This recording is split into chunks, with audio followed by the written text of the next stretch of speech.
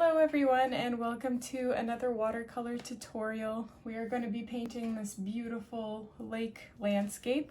So just start off with your watercolor piece of paper in landscape position, and right in the center I'm going to very lightly just draw out a horizon line just as a guide. It doesn't have to be very dark, but you do want it to be in the center. And this is just going to be a little guide for ourselves. And we're going to start off by painting the background. So as usual, I'm not prepared here with my paints, but we're going to start from the center and then we're going to go outwards. So this is going to be a setting in which the sun has already set. And you can just see some remnants of it on the horizon. So following our little guide here, so yeah, I'm just starting off by painting yellow right on my horizon line.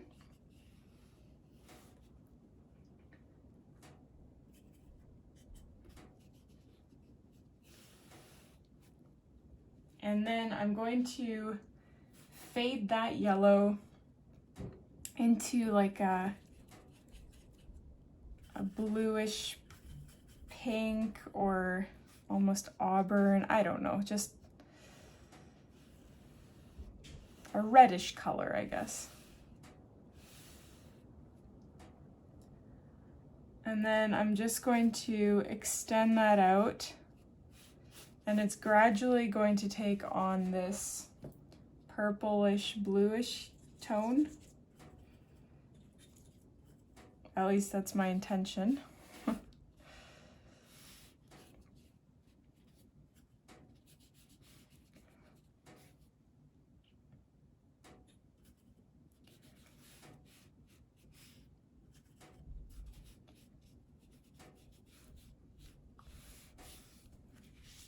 Like so. And then from the other side here, I'm just going to take orange and I'm going to, it's not that important that your yellow like super seamlessly fades into the orange because we are going to be painting a horizon, but you're more than welcome to if you want. And it's gonna be a little bit different, like the orange is going to fade into a pink here, and it's not gonna be exactly the same on both sides. So I want the bottom to be a little bit more intensely pink or auburn.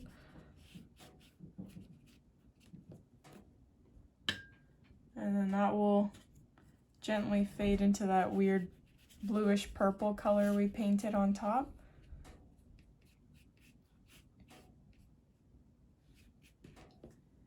And then I want it to fade into a really dark color at the bottom here. And this is because it's furthest away from the sun, so this part is going to have the least amount of light. It's going to be the darkest for us. So I'm just going to let this completely dry and then we're going to do a second layer. So now that that is dry, we're going to do our second layer. So I'm just going to follow the same steps that I followed in the first, where I painted on my yellow first.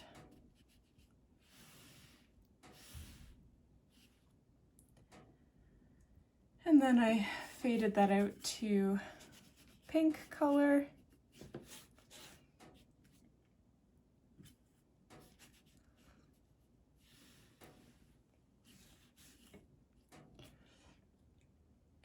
And then that faded out to like a purplish blue.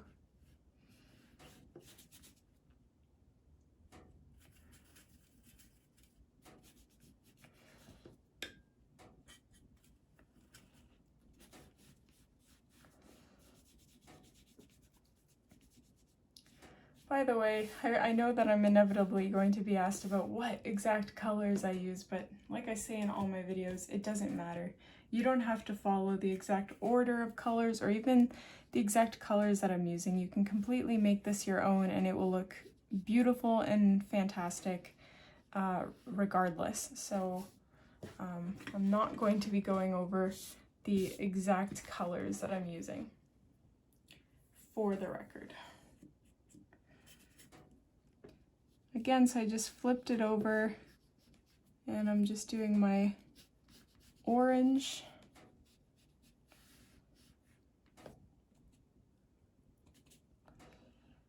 I'm just gonna go over this yellow section so the transition is a little bit more seamless.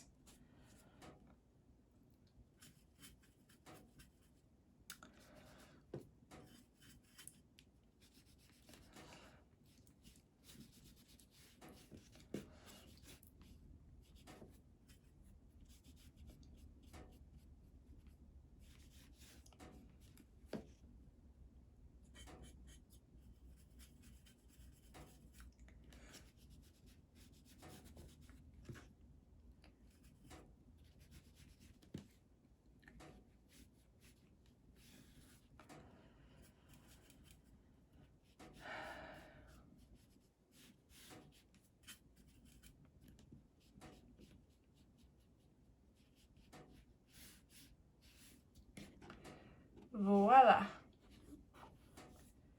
So you're welcome to keep adding your layers, like drying and then adding another layer, but I'm happy with the opacity of this one.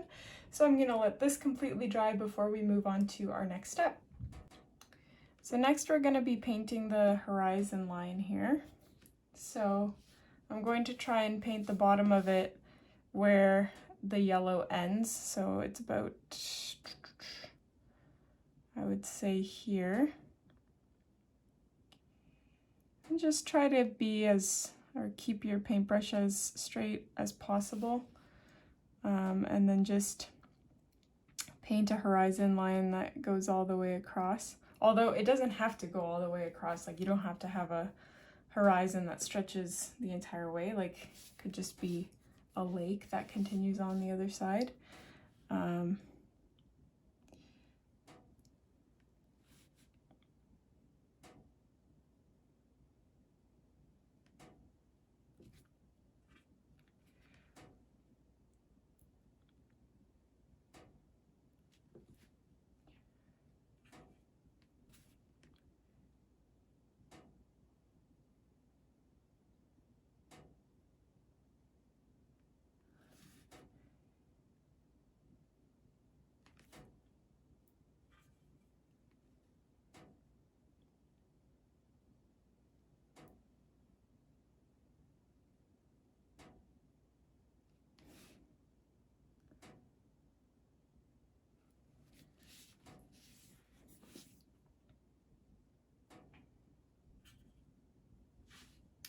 And you can either have like a smooth horizon or you can make it look like there are a bunch of trees growing. So like by smooth, I mean you can paint it like this,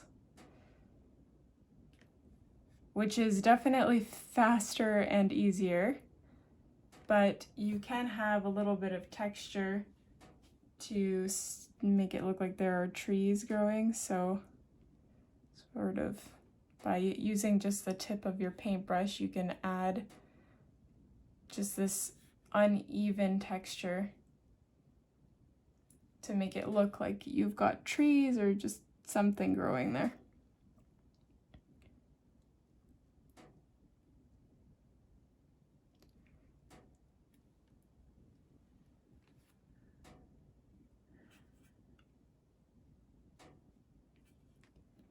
When you're using the black here, it definitely helps to have quite a bit of pigment on your brush and not that much water, because you do want it to be opaque. So keep that in mind when you're painting your horizon.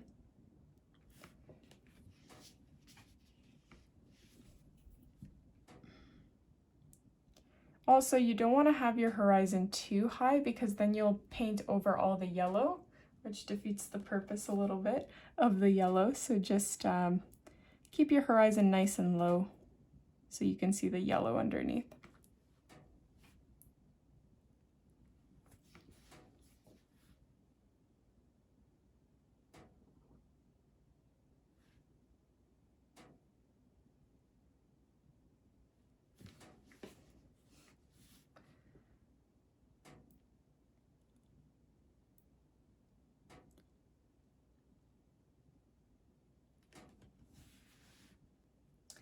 Now, another thing that you can certainly do is add some clouds in the sky. I'm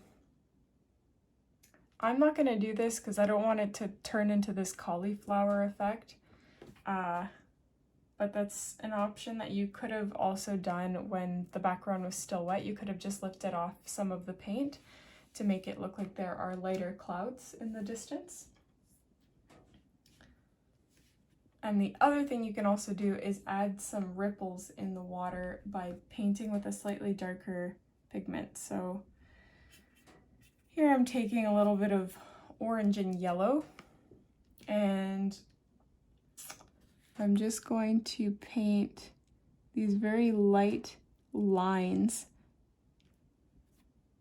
and it'll sort of look like ripples in the water.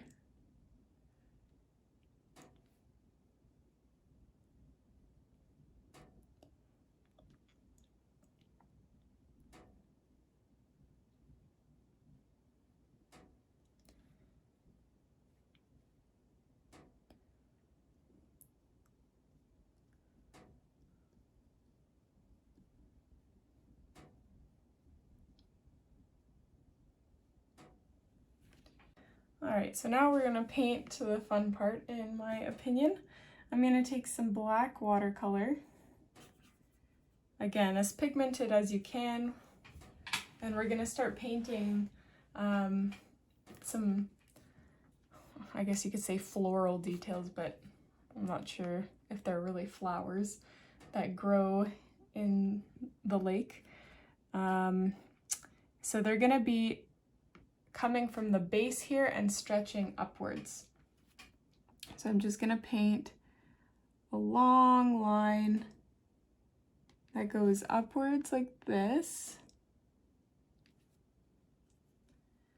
and it tapers off obviously at the very end. And what I'm going to do is kind of, I don't know what I would even describe this as, but you're just going to paint super thin lines that are coming from one point at the very top, and each one of those is going to end in this little flower thing.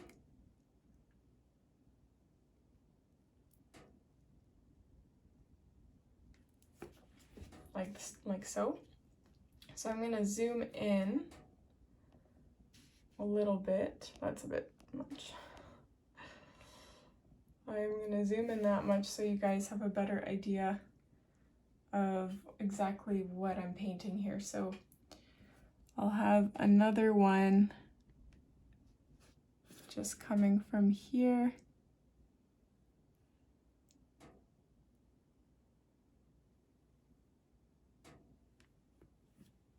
Stretching out like that.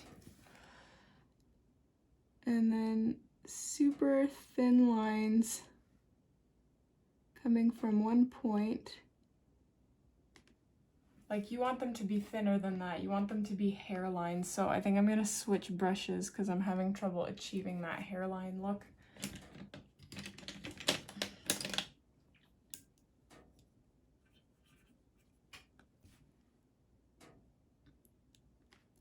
And you're just painting these little wisps at the end of each thin line.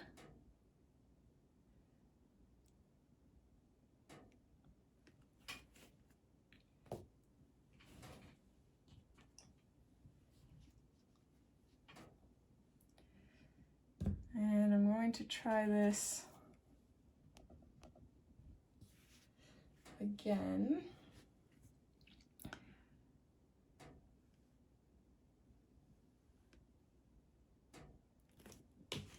So you can even, paint the base with a thicker brush just so you can actually make a quick stroke, and then switch to your thinner brush to do the finer details. Yeah, this is much easier to make those hairlines.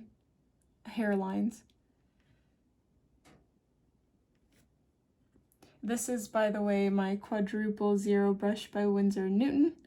It's linked in the description. I love this brush for detail work because you have a lot of control and it's a very small brush, so you can really fine tune the details that you're working on.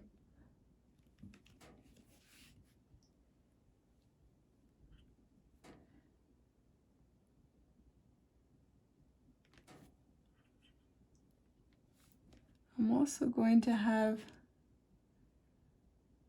some smaller flower ends in the center there.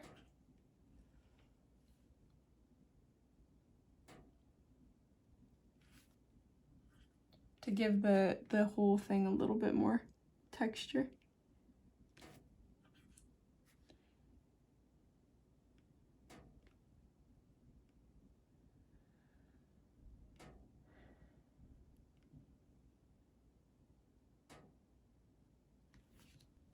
And you can add just some blades of grass as well, like it doesn't all have to be these intricate patterns.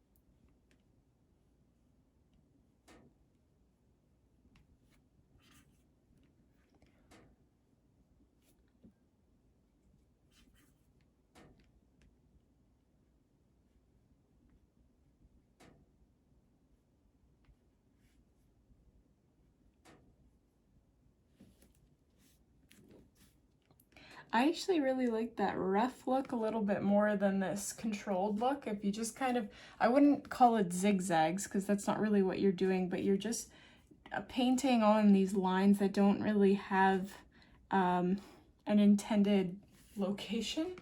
And it looks to me much more realistic than having them very controlled, just like I did over here.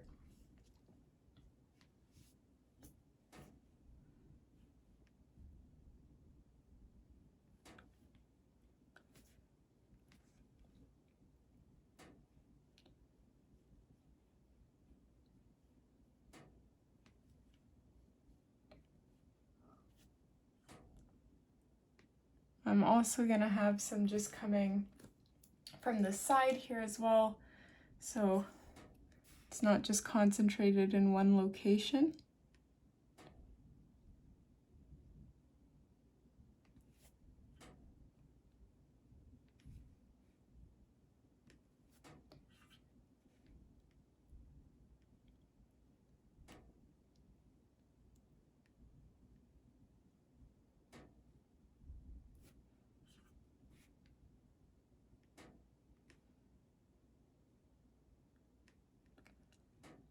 It's a perfect day to paint because it is absolutely bucketing down today. And it's really needed because we haven't had a good rain in a month or more. And it was getting really old having to water my large garden every single day. And now the ground will be rejuvenated once more. And if you hear this like drip every few seconds, it's my coat, because I went for a walk and I got really wet. So my coat is just dripping.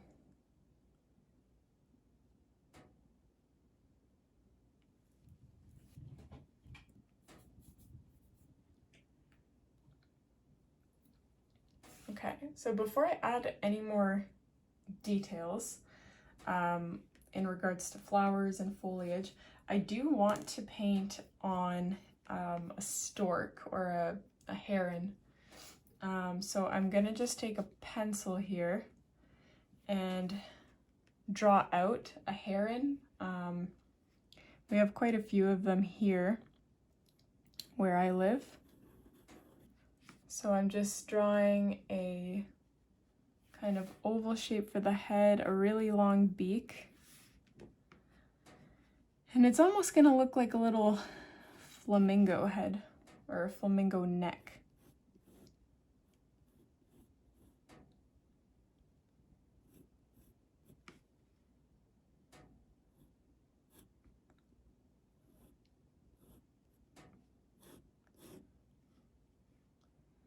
They've got all these feathers coming out here on the side.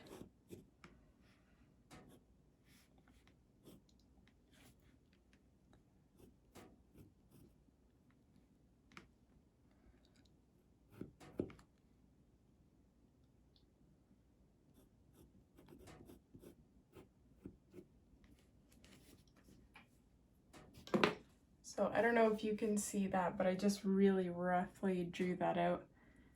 And I'm gonna take my paintbrush and fill my little guy in with black because it's a silhouette.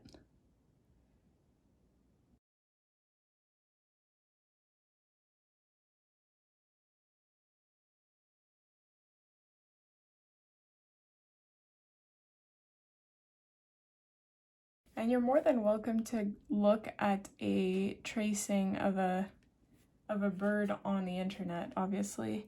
What I used to do, and sometimes I still do it, is I just take an image from the internet and then I print it out and I trace it onto my piece of paper.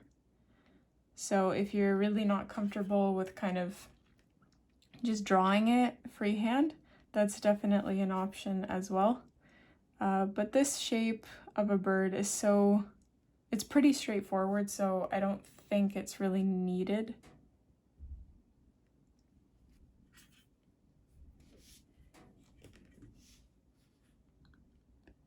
But it's totally up to you and your comfort level.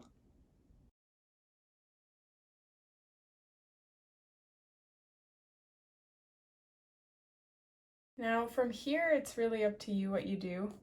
You can leave it as is. You can add plenty of more details. I might do that. I think I might add some rocks in the water to give the water a little bit of texture.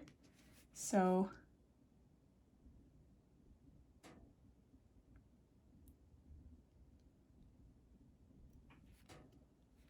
I am adding the reflection of the rock in the water.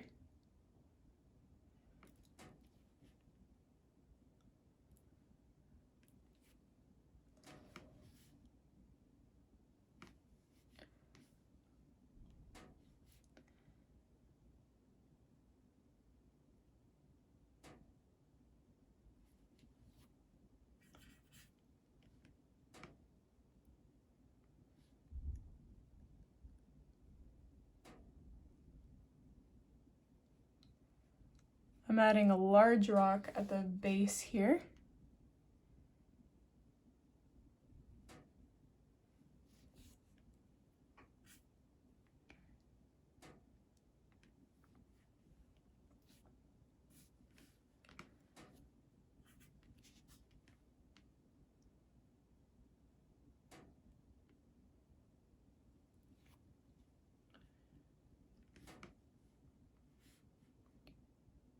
And the farther away that your rocks or your details are in the distance, like closer to the horizon, they should appear smaller than the ones that are closer up. And this just helps with perspective and maintaining a realistic painting.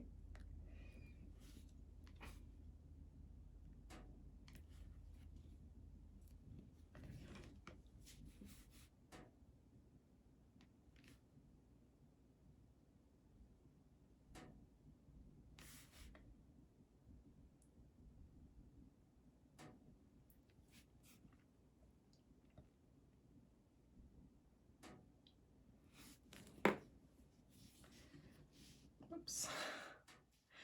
Sometimes it's hard to keep this thing on the screen.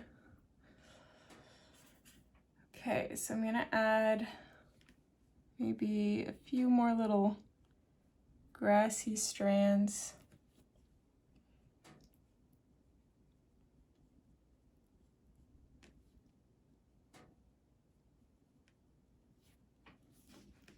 And then I think I'm happy with this guy.